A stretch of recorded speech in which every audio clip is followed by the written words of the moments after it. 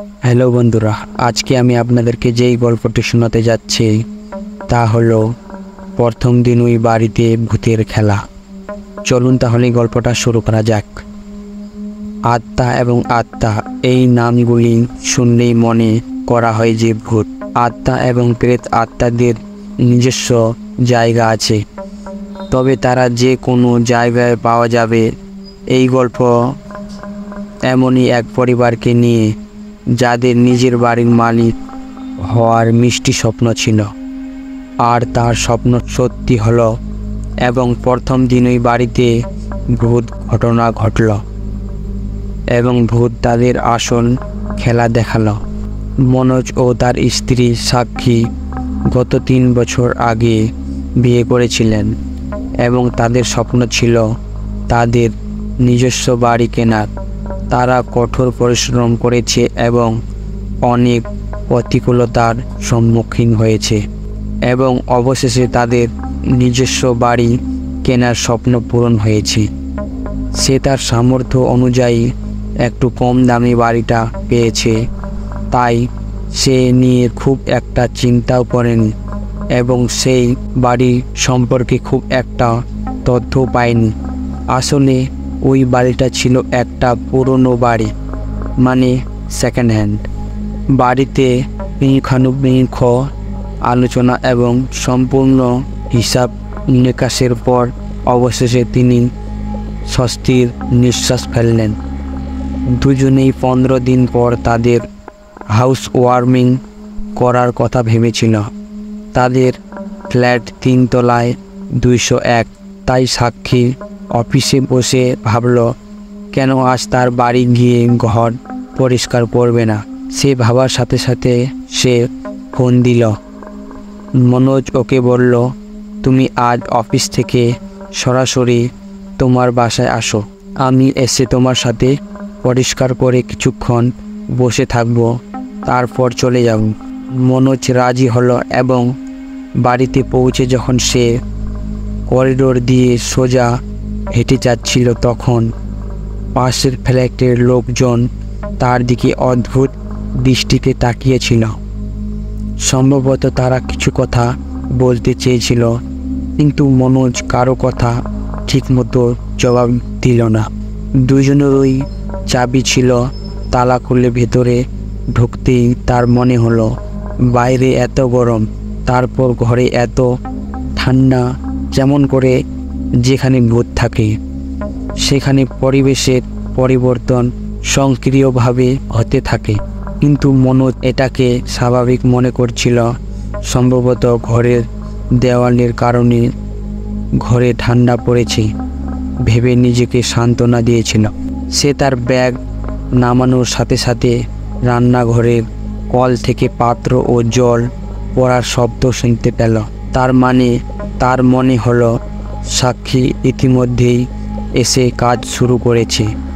তাই সে ডাক দিল, সাক্ষী, তুমি কখন এসেছো?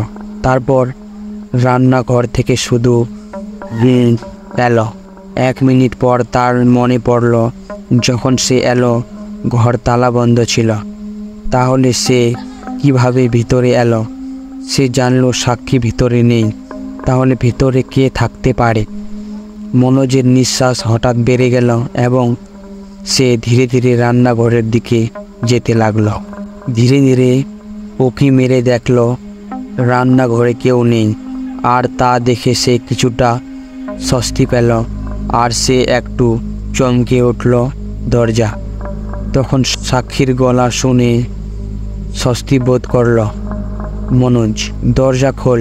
সাক্ষী ভিতরে আসার পর দুজনেই কিছুক্ষণ বসে রইল এবং সাক্ষী বলল, চলো পরিষ্কার করা শুরু করি।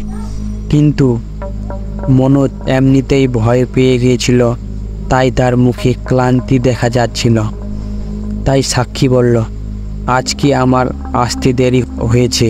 তাহলে এখন আমরা কি কাজ করব? চলো এখানে কিছুক্ষণ থাকবো আর বাড়ির উদ্দেশ্যে রওনা হব। আর কাল তুমিও অজানাতে তাড়াতাড়ি আসবে। আমাদের এখন অনেক দিন নেই, যত তাড়াতাড়ি সম্ভব পরিষ্কার করে আসতে হবে এখানে বাস করে। তালা লাগিয়ে দুজনেই চলে গেল।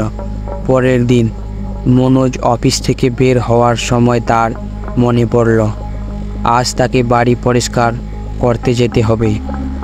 বাড়ির দরজায় পৌঁছে দেখলেন দরজা আগেই খোলা।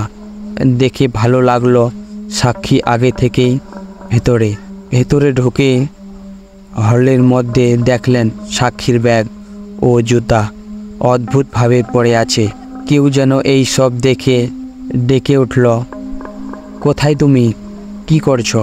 তখন রান্নাঘর থেকে আওয়াজ এলো যে আমি রান্নাঘর পরিষ্কার করছি, দাঁড়াও আমিও আসছি। এই কথা শুনে মনোজ রান্নাঘরের দিকে তাকাতেই মনে হলো ওয়াশরুমে কেউ আছে। দেখার জন্য সে আলোর বোতাম টিপল, কিন্তু ভিতরে বাল্ব নেই। তাই দরজা খুলে ফোনের টর্চ দিয়ে দেখল ভিতরে কেউ নেই। আমি আবার রান্নাঘরের দিকে যেতে যেতে ওয়াশরুম থেকে ফিসফিস কথা বলার শব্দ আসতে শুরু করে। মনোজ খুব ভয় পেয়ে গেল। তখন সাক্ষী ওখানে এসে বলল, তুই এখানে কি করছিস? এতক্ষণ ধরে ডাকছি আর তুই ওয়াশরুমে কি করছিস? তুই কি ওয়াশরুম পরিষ্কার করে শুরু করবে? মনোজ, কিছু না, আমি শুধু এভাবেই দেখছিলাম। আবার কাজ শুরু করেন সাক্ষী। তখন মনোজ ওয়াশরুম থেকেই আওয়াজ শুনতে শুরু করলো। তখন ভয়ে কাঁপছে মনোজ, ভিতরে তাকানোর সাহস হলো না। আর রান্নাঘরে গিয়ে পরে সাক্ষী জিজ্ঞেস করলো, ভালো লাগছে তো? সাক্ষী, এক কাজ করো, হলে বসো কিছুক্ষণ। আমি এটা তাই স্পষ্টভাবে আনতে। হলটিতে ইতিমধ্যেই একটি সোফা পড়েছিল। এটি আসলে পুরনো বাড়ির মালিকের ছিল, যিনি এটি সেখানে রেখেছিলেন এবং বাড়িটি বিক্রি করেছিলেন। মনোজ সেখানে গিয়ে বসল। 1 মিনিট পর তার মনে হলো কেউ তার কাছে বসে আছে। মনোজ এত ভয় পেয়ে গেল যে সে তার দিকে তাকাতেও ভয় পায়। তখন সে অনুভব করল যে তার পাশে বসে আছে সে তার কাছে আসছে।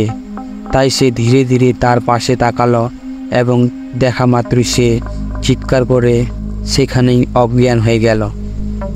পরের দিন যখন চোখ খুললাম, মনোজ তার পুরনো বাড়িতে সাক্ষীর কোলে মাথা রেখে আর ঘরে একজন লোকও বসেছিল। তাকে দেখেই মনোজ উঠে গেল।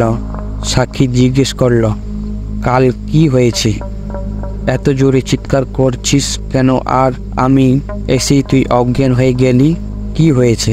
বন্ধুরা, গল্পটি ভালো লাগে থাকলে লাইক করে সাবস্ক্রাইব করবেন। ধন্যবাদ।